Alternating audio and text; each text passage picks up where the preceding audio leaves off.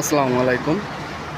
তো আজকে আপনাদেরকে একটা জিনিস দেখাবো যে প্রবাসীরা এই বিদেশের মাটিতে কতটা কষ্ট করে, সেটা আপনারা দেখলেই বুঝতে পারবেন। এই যে দেখতে পারতেছেন, এই যে এই বিল্ডিংটা কমপক্ষে 50 থেকে 60 তলা।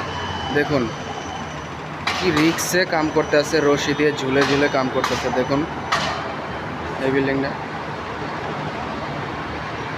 বুঝছেন?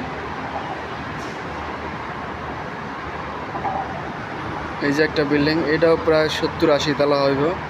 এই যে এই বিল্ডিংটা দেখেন, বিল্ডিংটা কমপক্ষে 50 তলা হইব। দেখুন কি রিক্সে মানুষ কাম করে, এটাই হলো প্রবাসীদের জীবন। দেখুন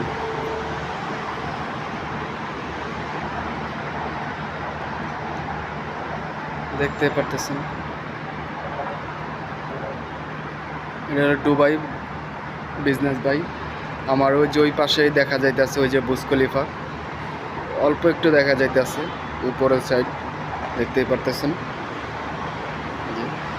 আর আমরা কাজ করি এই যে এই বিল্ডিংয়ে।